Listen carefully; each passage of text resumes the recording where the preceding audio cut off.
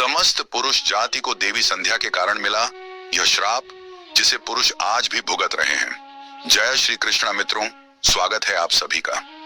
मित्रों, एक समय की बात है, देवर्षि नारद भगवान शिव के दर्शन करने के उद्देश्य से कैलाश पर्वत पर जाते हैं। देवर्षि कहते हैं, हे प्रभु, आज मैं आपके पास यह जानने के लिए आया हूं कि देवी संध्या कौन थी और उन्होंने समस्त पुरुष जाति को कौन सा श्राप दिया था।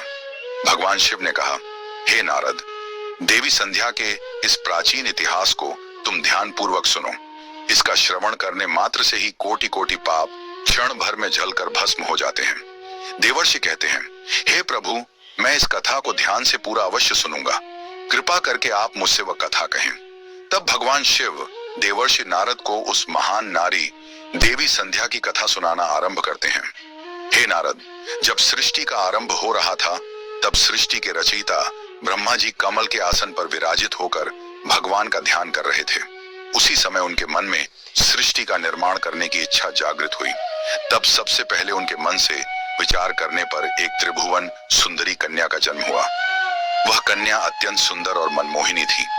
मन से उत्पन्न होने के कारण वह ब्रह्मा की मानस कन्या हुई। भगवान शिव ने आगे कहा, ब्रह्मा जी उस समय ध्यान कर रहे थे और ध्यान करते समय वह कन्या उत्पन्न हुई, इसलिए उसका नाम संध्या रखा गया। जब ब्रह्मा जी ने उस अत्यंत सुंदर स्त्री की ओर देखा तो कुछ क्षणों के लिए उनका मन विचलित हो गया। उसका मन मोहक रूप देखकर ब्रह्मा जी मोहित हो गए और उनके मन में काम भाव जागृत हो गया। ब्रह्मा जी की ऐसी कुपित दृष्टि पड़ते ही उस देवी का तेज नष्ट हो गया, जिससे वह देवी संध्या बहुत दुखी हुई और उस स्थान को छोड़कर चली गई। हे नारद, ब्रह्मा जी के मन में किसी भी प्रकार का विकार उत्पन्न नहीं हो सकता, किंतु प्रभु की लीला तो देखो। उन्होंने अपनी लीला दिखाने के लिए ब्रह्मा जी के मन में विकार डाल दिया। उसी विकार के कारण ब्रह्मा जी के मन में कुछ क्षणों के लिए काम का भाव उत्पन्न हो गया। प्रभु की ऐसी लीला रचने के पीछे समस्त मानव जाति का कल्याण छुपा हुआ था। अब तुम प्रभु की इस विचित्र लीला को ध्यान से सुनो। ब्रह्मा जी के ऐसे व्यवहार से देवी संध्या अत्यंत दुखी होकर चंद्रभाग पर्वत पर ध्यान करने के लिए चली गई। वहां जाकर उसके मन में इस बात की चिंता सताने लगी कि वह तपस्या किसकी करे, किस भगवान की आराधना करे। इसी विचार से वह पृथ्वी लोक पर बृहलोहित नाम के सरोवर के पास चली गई और वहीं खड़ी हो गई। फिर महर्षि वशिष्ठ उसी स्थान से गुजर रहे थे तो उन्होंने देवी संध्या को सरोवर के पास खड़ा हुआ देखा। देवी संध्या को अकेले उस स्थान पर देखकर महर्षि वशिष्ठ उसके पास चले गए और पूछने लगे, भद्रे, तुम कौन हो, किसकी पुत्री हो, इस भयंकर वन में किस लिए घूम रही हो? यदि कोई गोपनीय बात ना हो तो अवश्य तुम्हारा उद्देश्य बताओ। तब देवी संध्या ने उनके साथ जो हुआ वह बताया और कहा, हे मुनिवर, इस पर्वत पर तपस्या करने के उद्देश्य से आई हूं। कृपया आप मुझे बताइए, मैं किसकी तपस्या करूं? मुझे अब इस दोष से कौन मुक्ति दिलाएगा तथा तपस्या कैसे करनी चाहिए? कृपया मुझे उपदेश देकर अनुग्रहित कीजिए। संध्या की बात सुनकर महर्षि वशिष्ठ कहने लगे, हे देवी, तुम भगवान नारायण की तपस्या करो। एयूएम नमो नारायणाय नमः इस महामंत्र का जाप करो। जब तक भगवान के दर्शन ना हो तब तक इस मंत्र का जाप करती रहो। स्वच्छ वस्त्र पहनकर उत्साह और प्रेम के साथ इस नियम का पालन करो। मौन धारण करते हुए भगवान के नाम का जाप करो। तुम्हारी भक्ति से प्रसन्न होकर भगवान विष्णु तुम्हें अवश्य दर्शन देंगे। इस प्रकार से महर्षि वशिष्ठ देवी संध्या को उपदेश देकर वहां से चले गए। देवी संध्या को अब तपस्या का मार्ग मिल गया। उसकी हर्ष की सीमा ना रही और वह बड़े आनंद के साथ श्री हरि की तपस्या में लग गई। वह महर्षि के बताए हुए नियमों का पालन सावधानी से करने लगी। इस प्रकार सभी नियमों का पालन करते हुए देवी संध्या ने 4 युगों तक अपनी तपस्या चालू रखी। उसकी व्रत तपस्या और भगवान के प्रति श्रद्धा को देखकर सभी देवताओं को बड़ा आश्चर्य हुआ। भगवान विष्णु भी देवी संध्या की तपस्या से अत्यंत प्रसन्न हुए और फिर वे मनोहर चतुर्भुज रूप धारण करके उसके सामने प्रकट हुए। भगवान विष्णु ने कहा, हे देवी, उठ जाओ, मैं तुम्हारी भक्ति से अत्यंत प्रसन्न हूं। भगवान विष्णु की मनोहर छवि देखकर देवी संध्या शीघ्रता से खड़ी हो गई। भगवान का यह रूप सूर्य के समान तेजवान दिखाई पड़ रहा था। भगवान के ऐसे रूप को देखकर देवी संध्या स्तब्ध हो गई। उसे समझ नहीं आ रहा था कि वह क्या करे और क्या कहे।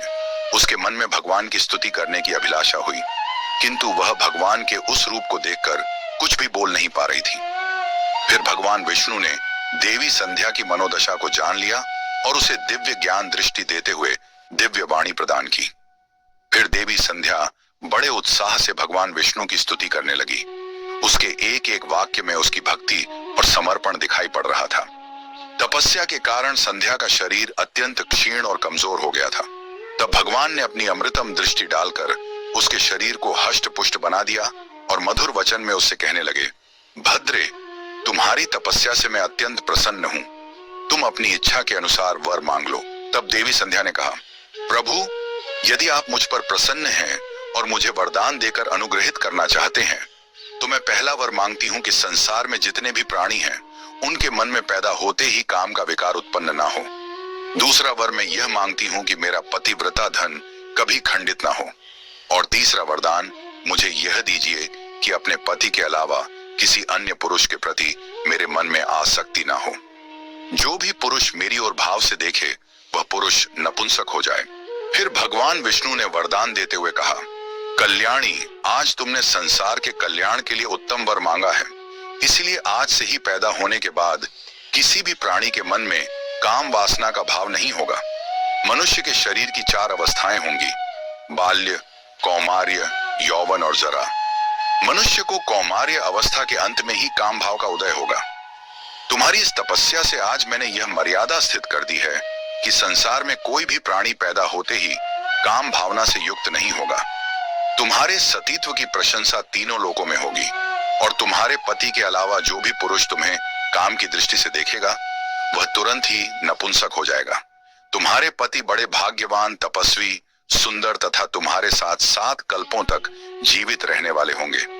हे देवी, तुमने जो जो वर मांगे हैं, मैंने वह प्रदान किए। अब मैं तुम्हारे मन की बात कहता हूं। पहले तुमने अग्नि में अपने शरीर को त्याग देने की प्रतिज्ञा की थी। यह प्रतिज्ञा तुमने इसलिए करनी पड़ी क्योंकि ब्रह्मा जी की दृष्टि तुम पर पड़ चुकी थी। निर्दोष होने पर भी तुम अपने शरीर को त्यागना चाहती हो। यहाँ के पास ही चंद्रभागा नदी है।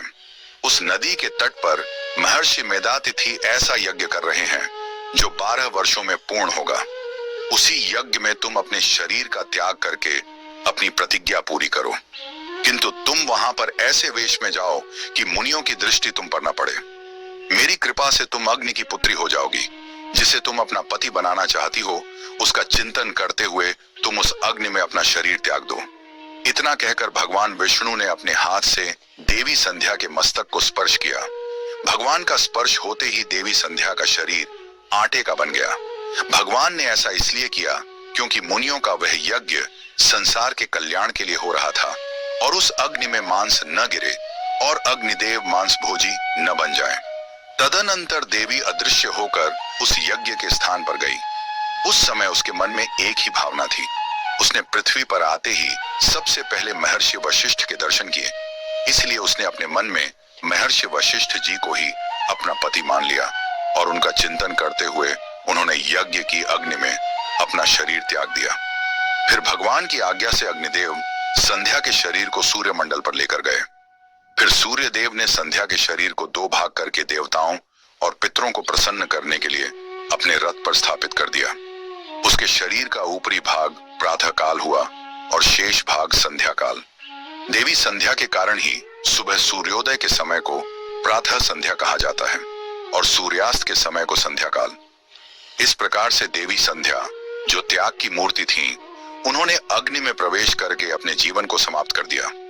भगवान विष्णु के वरदान से देवी संध्या दूसरे जन्म में अरुंधति के रूप में प्रकट हुई और ब्राह्मण ऋषि वशिष्ठ जी की पत्नी बनी। भगवान शिव कहते हैं, हे नारद, इस प्रकार से देवी संध्या के कारण ही संसार में जन्म लेने वाला प्रत्येक प्राणी काम के भाव से रहित होता है। उसके अंदर किसी भी प्रकार की काम वासना नहीं होती और जब वह कौमार्य को प्राप्त हो जाता है, तभी उसके मन में काम वासना उत्पन्न होती है। इस प्रकार से मैंने आपको देवी संध्या के जीवन का चरित्र सुना दिया। देवर्षि कहने लगे, हे प्रभु, आपने देवी संध्या के चरित्र को सुनाकर मुझ पर बड़ा उपकार किया है। देवी संध्या की कथा सुनकर मैं धन्य हो गया। तो दोस्तों, अगर आपको हमारी यह कथा और जानकारी अच्छी लगी तो हमारे चैनल नारायण